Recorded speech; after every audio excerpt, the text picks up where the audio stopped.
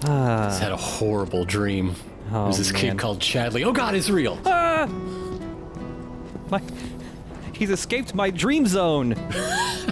He's materialized as a real man, real boy. Just got in a big old shipment of fabric softener. Oh yes.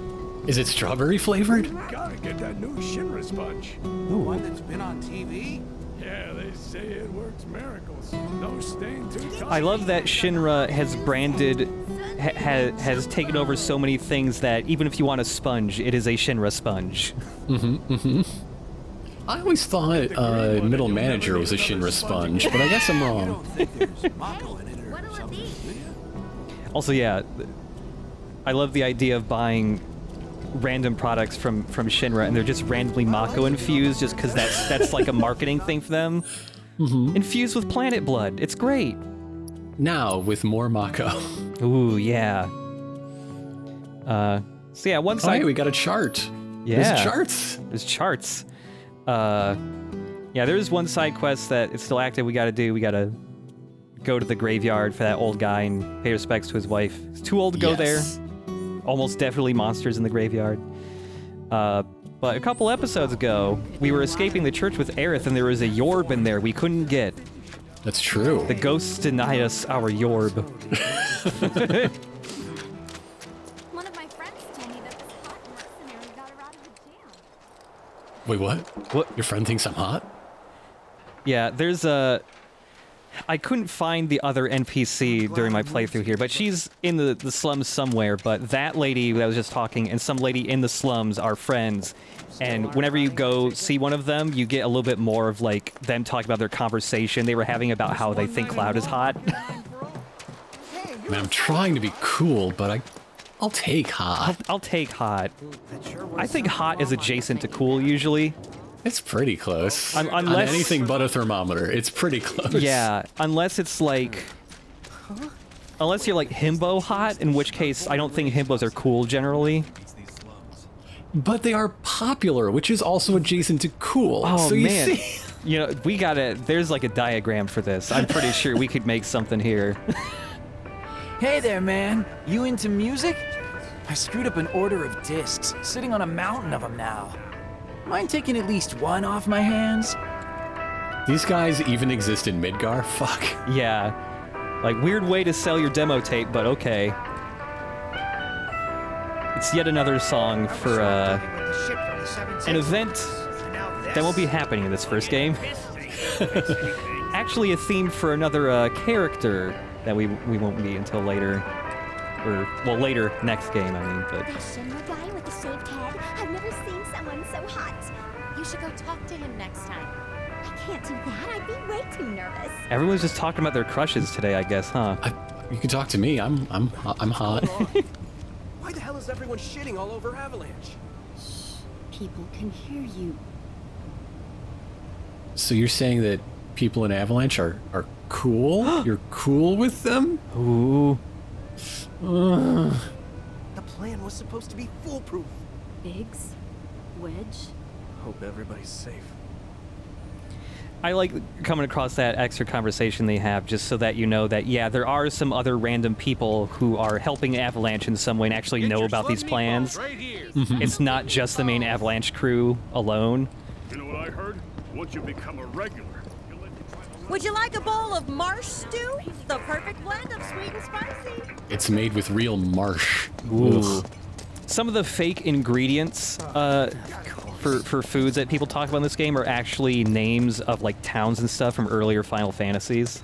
Ah. Yeah, it's spelled different in this game, but Marsh is, I remember correctly, it's been a while, a city from Final Fantasy VI.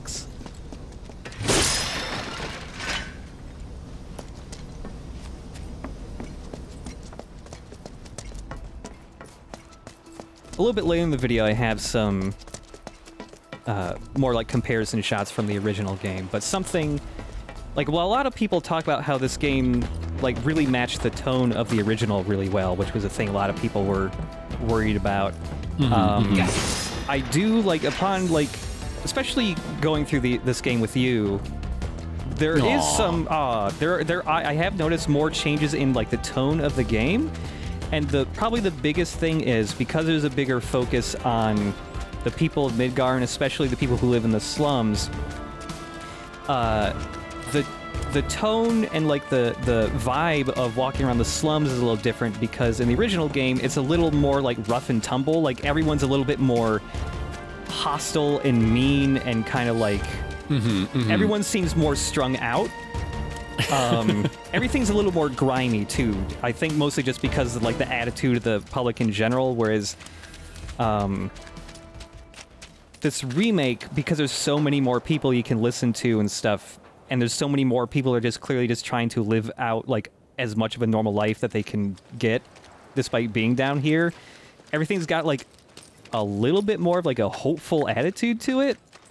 Yeah. Which I kind of like because there's so many like cyberpunk or dystopian things where it's like, hey, are you like a person who lives on the underside of the city or, you know, you're poor or whatever? Well, everything sucks and everything's shitty all the time. Everyone's mean and an asshole. So I like this new tone they're going for. When even reality teaches us that if there is a place where people live, there will be kids playing soccer. Yeah. There will be people trying to smooch. Yeah. Yeah. Like it's, and you pointed this out too, several episodes ago, that like this game, you know, is kind of juggling several different tones throughout. And I think that's one of the reasons why I like this, along with, you know, stuff like Metal Gear Solid, is because, well, it has a lot of serious stuff in it, while Metal Gear's maybe more cartoony. Being able to show that, you know, there's a breadth of tones and, like, lives and experiences in this world makes it feel more real to me. But... yeah, but anyway, flashbacks. Yeah. Welcome to the 90s. Oh, yeah. Something I really like about the original game is, well, this game, one of the big things about this game was that it conveyed, like, scale. It also had kind of an inconsistent art style that was interesting. Like, this church is really tiny on the outside, but it's huge on the inside. And this happens a lot throughout the game, where it's like, here it's like, oh, look how huge the central pillar is and all that. And, like, you feel like you're in this big city, but the especially considering we just saw Cloud is 24 feet high. Yeah. And it's like, while I really love the remake and what it does, I think it's more like a companion piece to the original and not a replacement. Because they still feel very different from each other in a lot of ways. Like here, the Sector 5 slums are a lot more grimy, but they do keep some big details from the original, like that big TV. And also, this is home to the infamous "This guy are sick" mistranslation. This guy are sick. This aspect is not here in the remake, but there's a tube with a sick man inside. This guy in the remake is the man of the black cloak we met, like, previous episode. Oh, yeah. The guy with the number 2 tattoo. The tattoo? The tattoo. Yeah, like, Aerith's house and stuff, almost 1-to-1 in the remake. They know when there's... Like, when the people who made this game, they were pretty good at knowing, like, okay, here's the areas that have to be almost 1-to-1 or people are going to be upset. Yeah. They knew where they could take liberties and get away with it, I think. And it turns out the answer to that question is everything. Every single screen, or just somebody somewhere is going to be upset. Yeah.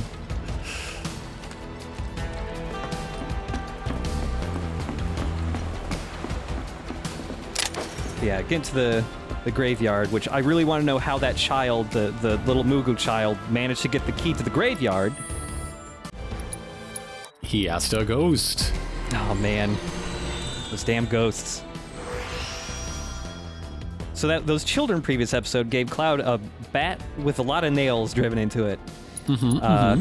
It's a very average attack-wise, both physical and magic attacks. The nail bat's gimmick is that, while it might not do a ton of damage normally, it's a critical hit-based weapon. It boosts your luck. It's got a lot of stuff that increases your chance for critical hits, either just by default or by, like, you get a big boost if you're low on health, stuff like that. The nail bat starts off with 0 materia slots. you gotta do a lot of upgrading to give it any slots at all. Well, what would a kid be doing with materia? Think about it. It's true. And also, there's big poisonous bugs in here, so I bought a second star pendant earlier so we can make both Cloud and Aerith immune to that stuff. But yeah, the nail bat is Cloud's joke weapon. The original game, every character had a singular joke weapon. The Cloud's the only one that gets a joke weapon in this first game. Hopefully they do the rest of them throughout the series, but like Tifa's joke weapon was a gardening glove. Barrett's joke weapon was, instead of having a gun arm, he had an arm that would shoot a boxing glove out in a big springy spring. Oh, good. Oh, I'm glad. Yeah. Another character's joke weapon is like a mop or something like that. And they, in the original game, none of them were like actually that useful because they all had 0 materia slots and you couldn't upgrade that stuff in the original. We got big bugs. They're like the big bugs we fought before, but a little worse. They can also put you to sleep now. I don't like the little twitches that the hands do. I know. Little feelies on the end of the hands. This is like a... Those are unpleasant. Yeah, this is like a animation thing they do for bugs for a lot of Final Fantasies for a while. They just have those gross little twitches. I hate them. Oh yeah, new ability. Disorder. When you use this attack, it also makes you switch your combat stance. So now we're in Punisher mode. And the Nail Bat has a different Punisher mode attack. Instead of a combo string, a heavy attack combo string, you get this home run swing. Hell yes. And if you hit people with it very frequently, it'll knock them back, and it will also instantly pressure them. It's pretty fun. It's pretty decent form, you know.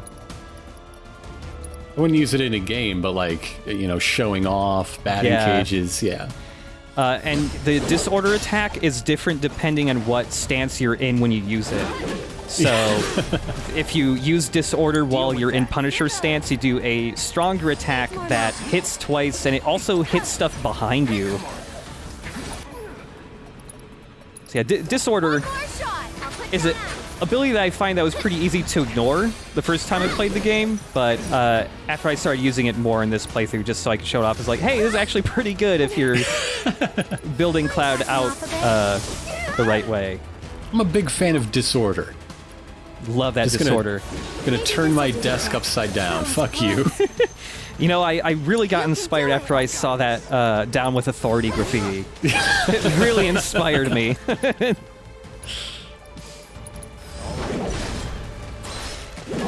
I love the home run swing. Good. It's really good. Satisfying. So the home run swing, it's not always going to knock enemies back and pressure them, but it has a really high chance of doing that. Anytime you do the home run swing and like it very briefly has like a little like flashing effect or like a little red flash comes out of it, you know it's going to do that.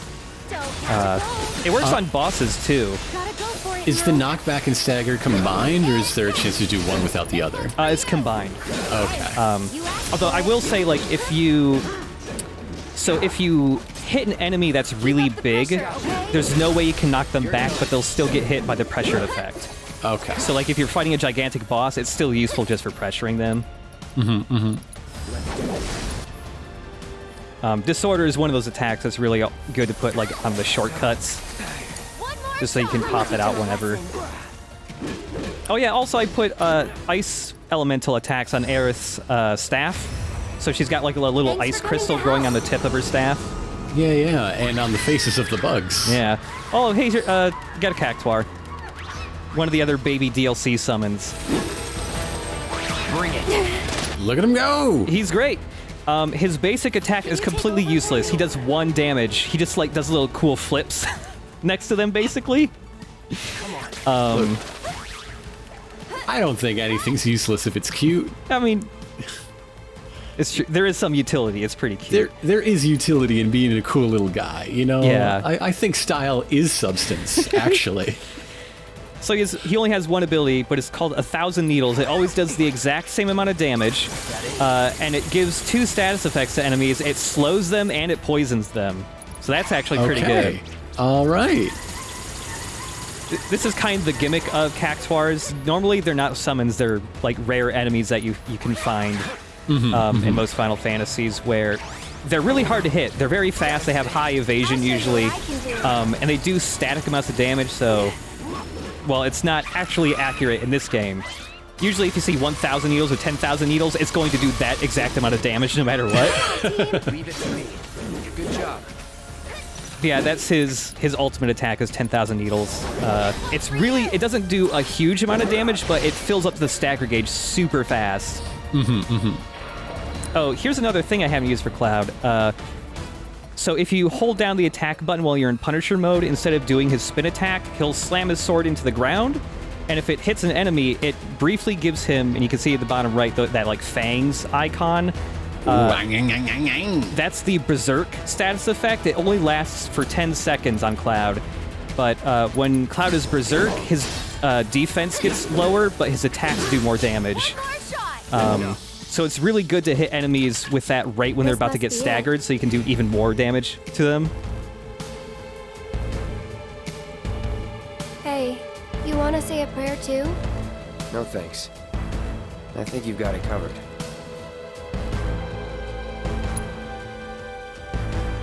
The bombers are believed to have gone into hiding somewhere far from the site of the attack. I'm really grateful for what you did. Here's your reward. I owe him a lot, maybe more than I can ever repay. And now I owe you a lot too. I know it's not much, but I hope it makes up for it a little bit. We paid our respects to your wife, and we took care of those creatures. Oh, that's such a relief to hear. I can't tell you how much it was weighing on my mind. I was beginning to think I might never be able to visit her grave again. With my bad back and my legs, my whole body's a mess, frankly. I didn't think I could make it past the creatures. But I was prepared to die trying, and then you two came along. Still, I've got to face facts. Creatures or no, I can't keep making these trips. Don't say that. This is the graveyard key. Run it back to Moggy. But I just told you about my legs. Why don't you just give it back? Okay. It'll cost you 5,000 gil, though. 5,000? It's always money with you people. Fine. I won't ask you for anything else. I'll take your damned key and give it to the boy. It's downright depressing. What is the world coming to these days?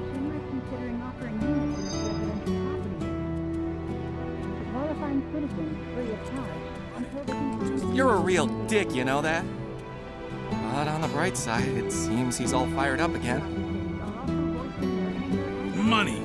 That's all you kids think about. Not a whit of generosity or selflessness. I may as well keep working till the day I die.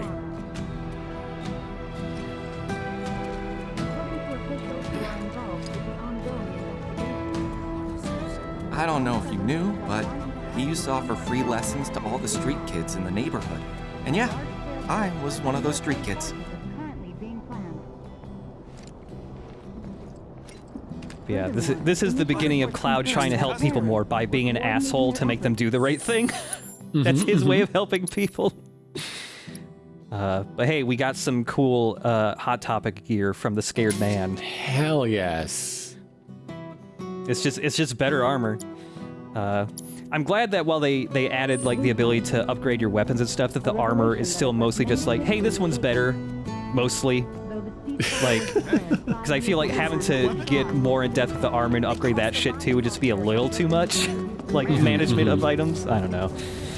It's also funny, depending what order you're doing these quests, like after you do like 2, 4, and 6 quests, Aerith will talk to you about stuff. If you complete that quest at a certain point, after you like make them all mad and stuff, Aerith will be like, isn't it nice to help people? You wouldn't happen to be a certain merc that's become the talk of the town? Yep. I'm Damon. Little more than a humble reporter with the Daily Buzz. That rag? The one that's always printing awful rumors about the slums? On the contrary, my dear. We strive to raise awareness of the plight of our undercity brethren. We seek a better future for everyone, rich and poor. Now then, my friends, I find myself in need of your exceptional services for a trifling matter. Are you familiar with the mysterious and notorious bandit known as the Angel of the Slums? She delivers written declarations to her victims, usually Shinra associates, before divesting them of their valuables. Everyone knows her. Everything she steals, she gives to the poor and needy. Yes, she's got a knack for public relations. Very popular down here as a result. Nevertheless, she is a criminal and a threat to the public order. I've made it my mission to unmask the villain, but the locals have been uncooperative and uncommunicative, to put it mildly. And now that my identity as a reporter has been exposed, my sources have all deserted me. Which brings me to you, the Merc of the Hour, and the man who will serve up my scoop. I'll welcome any and all information pertaining to the so-called Angel of the Slums. Hello! I work for a tabloid. You there, child. I'll pay you 5 gil if you'll expose the people helping your community. People around town, right? Let's talk to some gossipy old people. Hell yes. They gotta have info, right? Why, hello!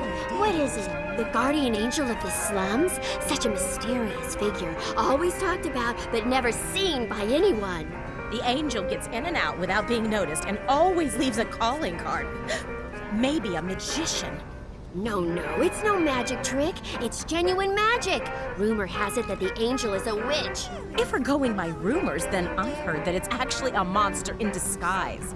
Well, I could talk all day about the dozens of stories I've heard. I'm sorry we didn't have any useful information to share. Is that all you needed?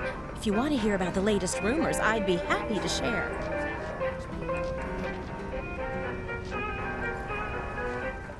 Aerith, how are you doing, dear?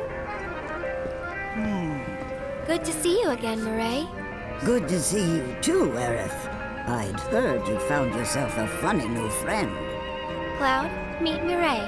She knows everything there is to know about the slums. Murray, meet Cloud. He's a former soldier and super strong. He looks useful enough. The kids have been talking about you. The defender of the secret hideout. And now the hero of the Leaf House is helping the Daily Buzz look for the Angel of the Slums. I am? I'm a lover of the whispered word. Not that it's any real secret, considering how chatty the Shinra mutt's been. Not looking into it for the reporter. I'm doing it for myself. Call it curiosity, whatever.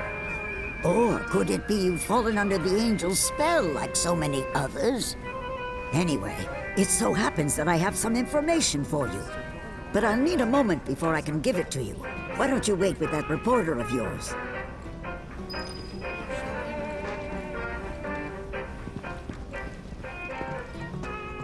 I'll race you there. I'm gonna win. I'm gonna win. Here I go. So, any news? Have you tried talking to Murray at all? She told us that she had some information to share. Mireille, as in the Mireille? The town gossip? I chased her for days begging for info, but she wouldn't give up a single scrap. So how'd you get the old bird to talk?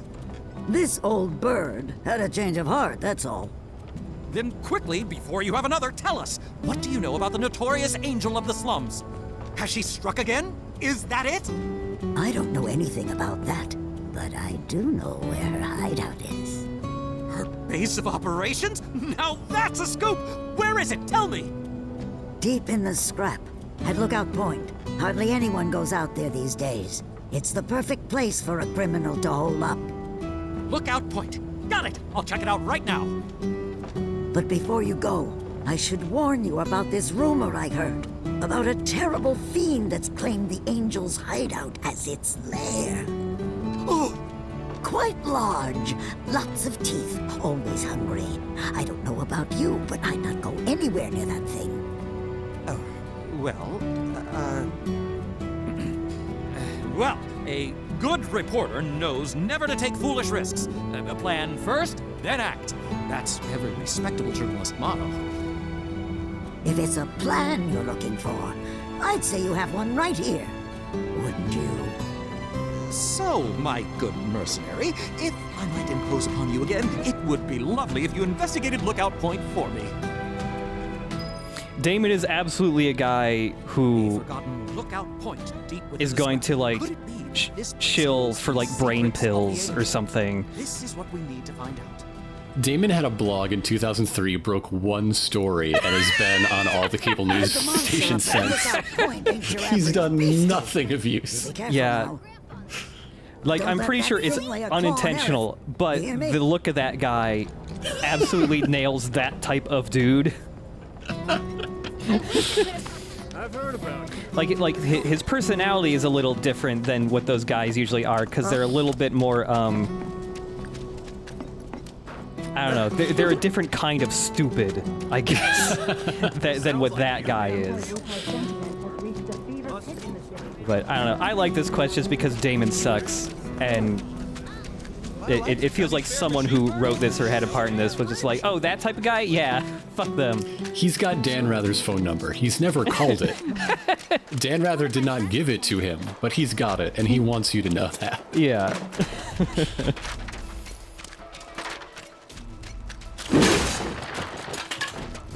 Damn, these crates keep growing back. I know, who keeps putting... So I'm imagining there must be, at the very tippy top of these junk piles, just a fuckload of crates, and they just keep rolling downhill. I think it's fungal. They just grow. Oh, man, yeah. Crate avalanche. Midgar has a crate infection. Wonder how many people, from the slums, get hurt on a daily basis from crates falling on them.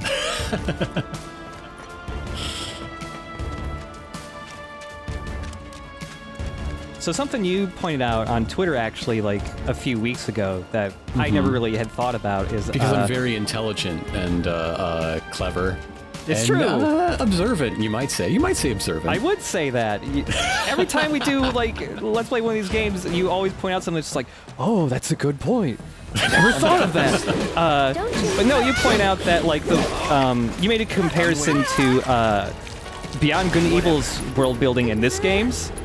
Yeah. I think they're aiming for the same sort of feeling, but with a whole lot of years of technical development and investment causing the difference between them. Yeah, and I never really thought about that, but they are quite similar in that regard. Yeah.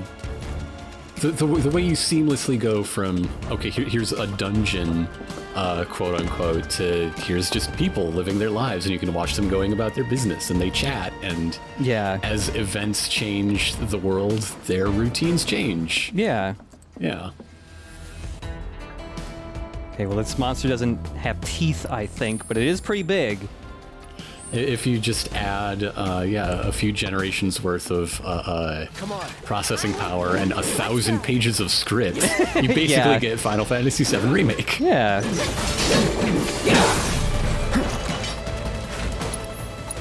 So yeah, this guy is a bigger version of the Smoggers we fought before, but he works a little differently. His big wrecking ball arm is a target you can hit, but if your physical attacks hit it, you just bounce off of it. Oh no. And you can't really fill up its stagger gauge much unless you're attacking the wrecking ball with magic. That makes it fill up a lot quicker. I love how shiny it is, or how shiny it used to be, I guess. I'll show you what I can do. So yeah, combining just like Aerith's basic magic attacks with like a lightning elemental, you can stagger it a lot quicker. It can spew out two different types like smog in the ground. There's that red smog, and then there's also kind of like a bluish-white. The red one, if you hit it, silences you, so you can't use magic, and the other one here, if you walk into it, it'll stun you. And it can cover like a lot of the battlefield with that stuff. So you're saying when Aerith says "here," that's a magic word that makes little magic balls appear. Yeah. Also, all the grunting is magic words. Yeah. See, this is why Aerith is the most experienced magic user, because she doesn't even have to say magic puns to make the magic come out. Everyone else has to say, like, puns. She like does ice sometimes. to meet you or whatever. Yeah, she does sometimes, but I think it might just be for fun at this point. Or just showing off, I don't know. Yeah, it's always good to remember your fundamentals, yeah. Yeah. Also, Aerith's uncharged Tempest attack, where she just shoots like 3 little magic balls all at once, that never does much damage. It doesn't really fill up your gauge much either, but it's really good for filling up the stagger gauge fast, especially if they're weak to magic or whatever element she's got. Because you're hitting them with so many elements, like rapid fire.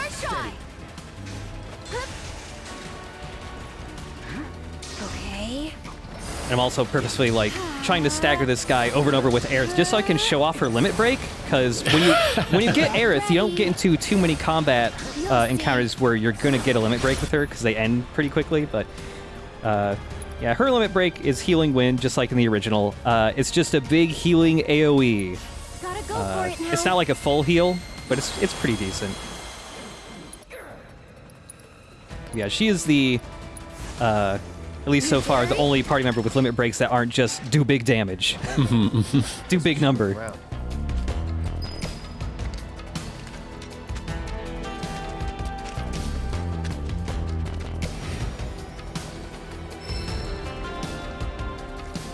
The guardian angel of the slums will collect your offering on behalf of the poor. This must be one of her calling cards. I don't see anything else interesting. Let's head back and tell him what we found. It looks like she tried to pick the pocket of a giant robot. Robot didn't have pockets, so I'm not sure how it went down. Yeah. I can't believe it! You found one of her calling cards! This is the genuine article, I'm sure of it. Penned by the angel herself. So this is one of her famous warnings. It's an incredible find. Oh, was that all? Hold on. Looks like there's something else. A message. To the nosy Shinra reporter sniffing around, I was planning to teach you a lesson you would never forget. However, by the grace of your mercenary friend, you were spared that lesson. But next time he might not be around to save you. You would be wise to watch your step. Not just a message from the angel, a warning. If the Merc here hadn't bailed you out, that fiend in the scrap would have ripped you to shreds. Sorry about that, friend. Here I was, just trying to help you out.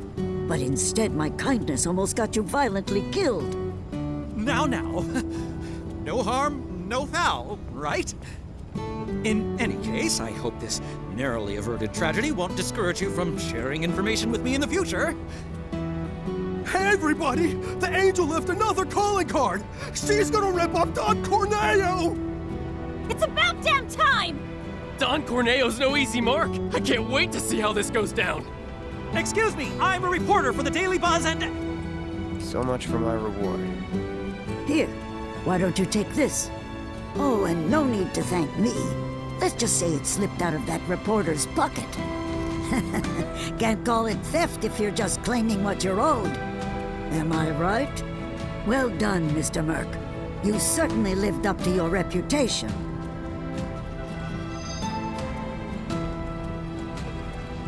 We probably ought to call it a day. Getting late, huh? You've been working so hard you lost track of time. Had to. The pay sucked. 'Cause they didn't know if you were worth it yet. But now they do. Come on, let's go home. Whoop. Oh, not our cue. Now we can come. I'm waiting for, speaking of all this, like, the pay sucked freelance work, I'm just waiting for an RPG to come out where the EXP stands for exposure and the stat does nothing. I want that to happen. Hey, weird kids. Hello, strange children. Weirdest kid. The secret weird child village. So yeah, we got all these different books here that you can buy, and these give additional skill points to each party member.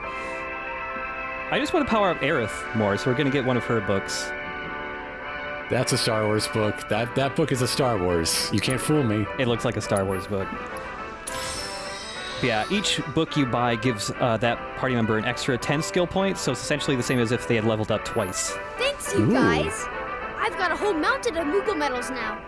Soon I'll be able to make everyone here super happy. That's wonderful.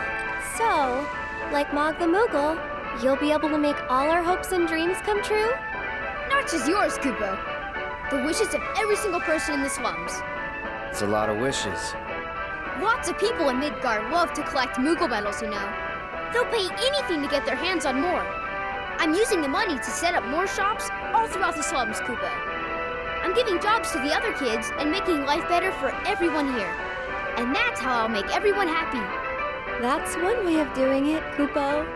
And I've got extra happiness for you too.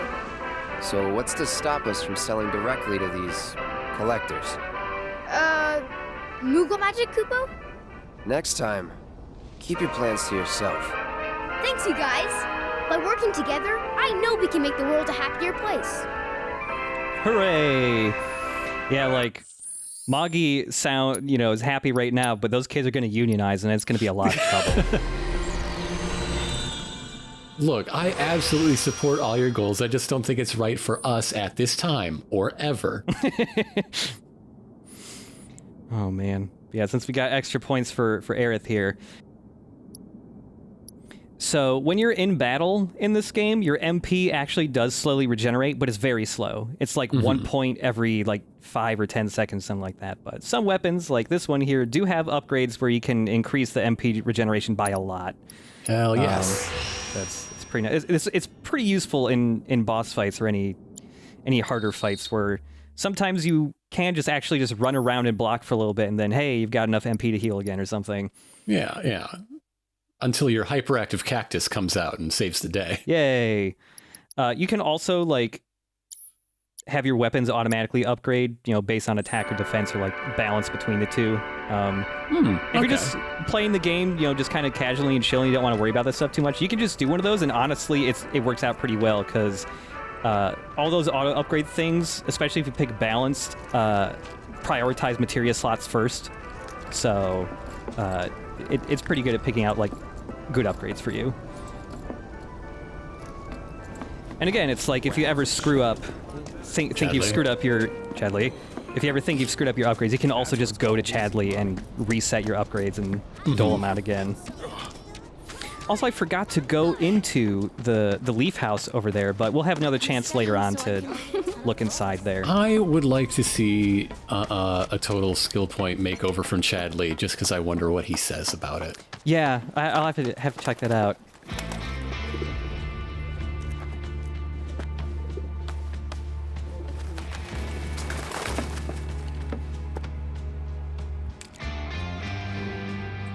Hello, Aerith. What do you want? Haven't seen him before. He your new boy toy? He's my bodyguard, if you must know. Wait a minute. Those eyes. Is he the one who beat up Reno? And what if I am? Need to cross my T's, dot my I's, that's all.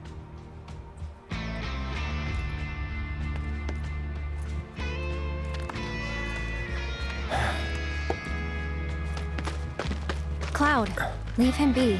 Rude's not a bad person, really. No, I'm not bad. But like it or not, I sometimes have to do bad things.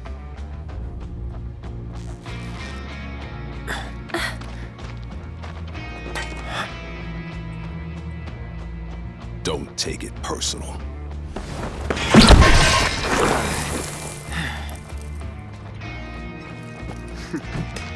You Turks are all the same.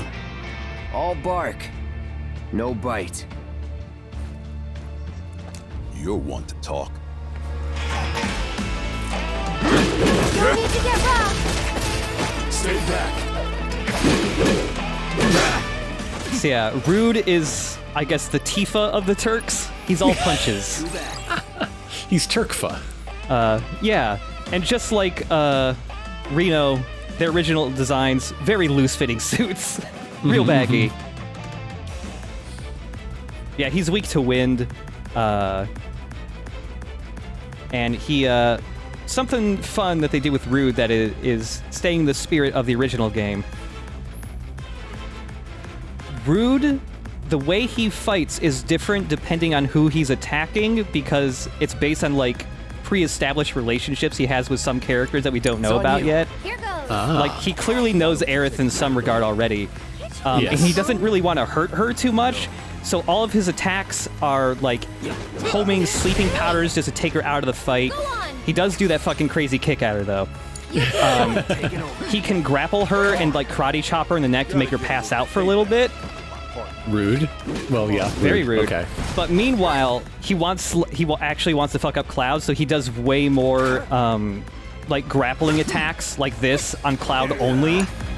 I'll show you what I can do. And he also, for the most part, only wants to attack Cloud, and he'll only go after Aerith if she keeps hitting him a bunch. Also, the wind spell, if you hit enemies with Look it that at are... him go! Yeah, Look at him go! If you hit enemies with a wind spell and they're light enough, they actually get pulled toward the person who casts the spell. And that's fun to do with Aerith because you can pull enemies towards her and then combo that with the Sorceress Storm, which is that short-range magic attack. Also, the bat works on him. Here it comes. Let's do this. There we go. Yeah. Go on. And his head looks like a softball, so it's perfect. It's perfect for practice, yeah.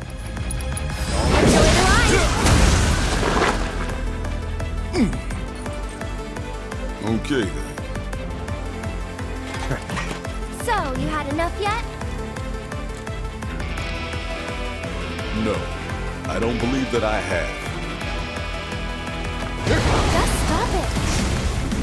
Man, it's my job. Oh, also, I love this move. He only does this with Cloud, but he fucking picks him up and look at this shit. And you do actually have to avoid Cloud, because if Aerith gets hit with him, she takes a lot of damage from that. But this remake adds in some, like, little jokes or, like, character details that were only added in further extended media. One of those being the gag that Rude has multiple pairs of shades with him at all times. So if they ever get broken in the later stuff or in this remake, he always has a new pair to put on. He's just got a bandolier of shades. Yeah. He looks like that rack in CVS of reading glasses. Yeah, in the second phase of his fight, he starts adding a lot of, like, kind of like Final Fantasy Tactics style monk moves where he can, like, do long range punches by, like, doing those ground pound explosions and stuff. My turn. And he also has this thing here, he'll pull his guard up, and if you attack him from the front too much, he'll counter you, and that's where he'll do that thing where he tosses Cloud around. Although if you hit him with attack hard enough, you bring him to his knees, he'll only be able to block attacks, but he can't counterattack. And he takes full damage from behind, I think, too, so... Need help? I'll do what I can. You'll see. Here! But we'll see more of the actual character interactions later with Reno and Rude, both Turks. Wow, Reno and Rude, there's a pretty sizable shipping faction for them on the internet. Wow. I don't know if it's the biggest, like, shipping fandom in Final Fantasy VII, but it feels like it, at least. Really? Yeah. Wow. Please, just leave us alone. You know I can't do that.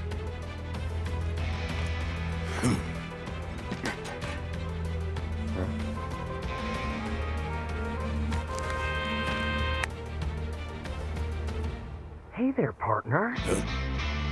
I'm sure you're having the time of your life, but we're needed on standby for a job at something about Sector 7. So get your ass back here now. Understood. Got somewhere else to be? Apparently so.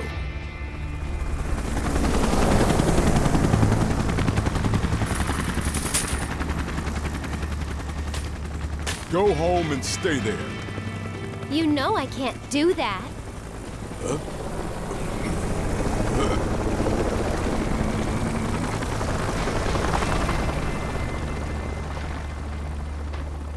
Yeah, some other, like, gags with Rude that were added in later things, mainly the movie, is while he's, like, a cool dude, it's pretty easy to own him and just make him just, like, speechless. And also the somebody getting fucked up in a fight and then their phone starts ringing with the victory theme, that's from the movie as well. Wait a sec.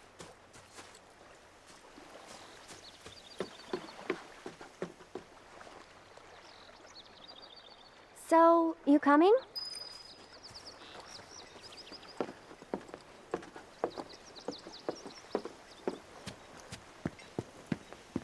Ooh, there's butterflies. It's pretty nice.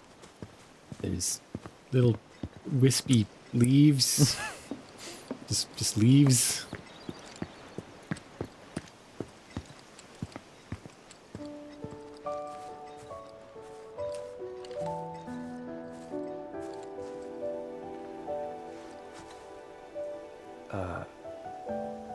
You talking to the... Shh.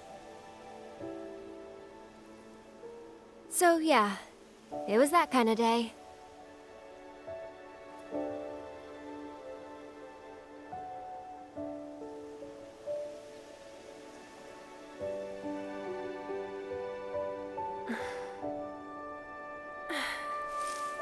Let's go. Shouldn't keep Mom waiting. Hey. What'd they say? Good work today, guys.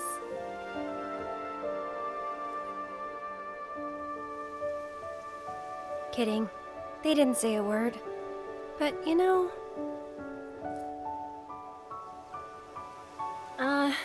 never mind. It's not like you'd believe me after all. Probably not.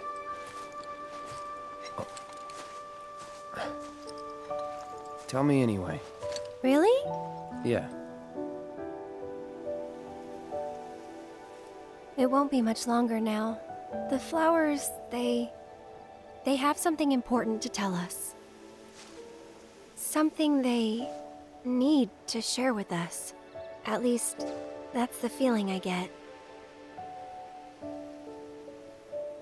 But before they can, there's a final step that has to be taken.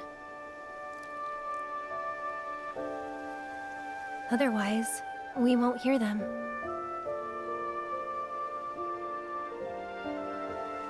Maybe I should just give up. Honestly, it's what I do best. Could have fooled me. From what I've seen, you're no quitter. Well, today's special. That's why I've been working my butt off. What's so special about it?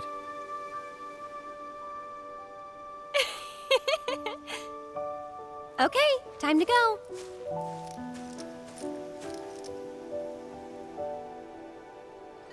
Learn to talk to her. Did the flowers say anything? Good work today, guys? That's the spirit. Okay, but really, I want that orb really bad. Real bad.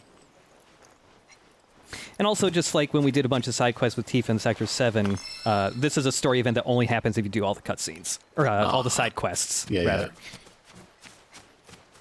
Yeah. All right, time to go have dinner with your mom, who seems a little upset that I'm here, but I'll just try to ignore that and have a normal dinner. You're heading in already? Yeah, that's enough for one day.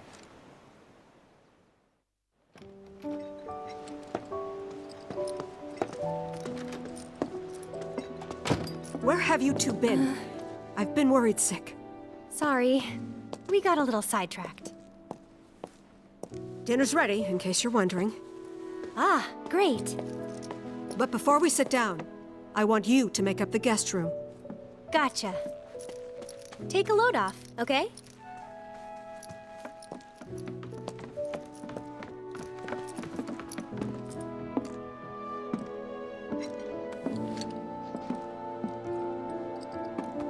Judging by those eyes, I'm guessing you're a soldier. Ex-soldier. I hate to ask, but would you leave tonight without any fuss, no questions? You boys made a trade, a normal life, for power. You can't have it both ways. I'm back! Good. Now, I hope you're hungry. Starving, right?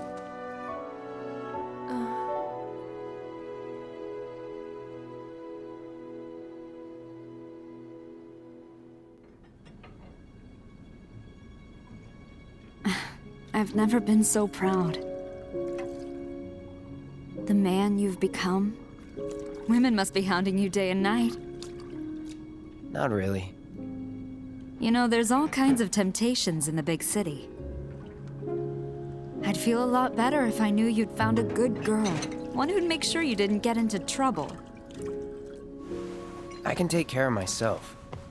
An older, more mature girl that could keep you on the straight and narrow and tell you when you're being a silly goose. That's the perfect type for you, I'd say.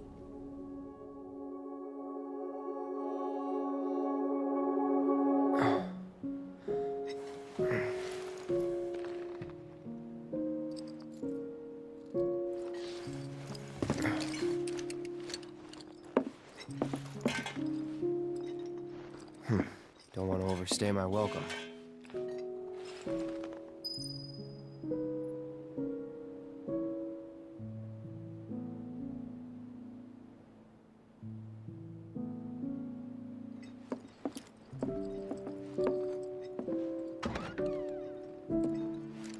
So we gotta sneak out without waking up Aerith.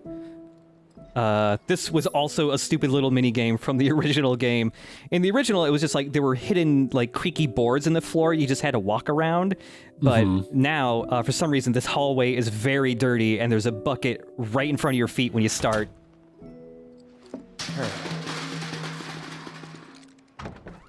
What are you doing? Nothing. Did you have a bad dream? Don't worry, you'll feel much better in the morning. And I promise to take you straight home. Okay. Please don't let her hear me again.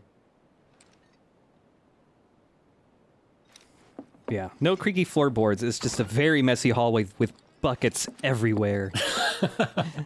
Just buckets of buckets. Like, it's so messy up here when it wasn't before that. I think Aerith did this on purpose, and I'm honestly surprised that she didn't, like, put cornflakes underneath this, this rug here so that she would know if I was coming through or not. There's razor wire outside that window. That's why he doesn't even try it. Yeah. Also, if you do, like, start running into these stools or buckets, the game does start, like, removing them, so it's easier on further attempts to get out. You're leaving? So, how do I get to Sector 7? It's simple enough. Just cut through Sector 6. It isn't exactly safe, but you should be okay, seeing as you're a soldier. Was one. Promise me, you'll never talk to Aerith again. Please. You got it. Thank you.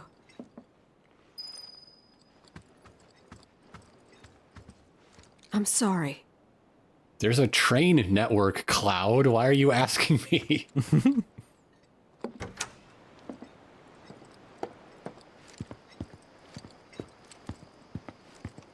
And then you kick a bucket, and she just teleports out of her room. Oh, damn it! She's already hiding in a bush.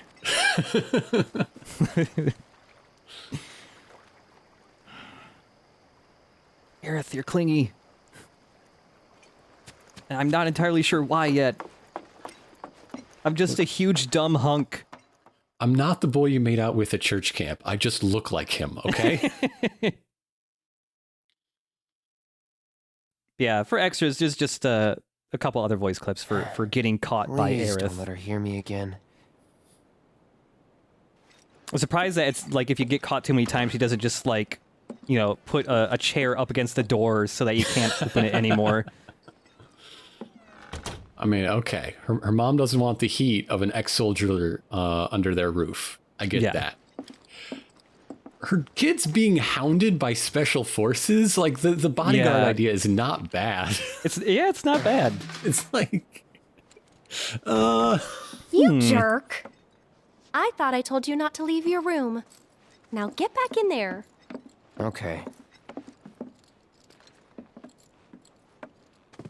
Although it's been a while since we recorded an episode or two ago, but when we first got to Aerith's house, her mom did say, like, in a normal kind of like chipper tone, like, "Oh hey, Rude came by." So for some reason, Rude's okay. Reno ain't though. I'm not a bad person. I just have to do bad things sometimes because it's my job. No more games. Real noisy basket there that disappeared. Yeah. She's got really good hearing. She just has her ear pressed up against the door. She's not going to sleep at all tonight.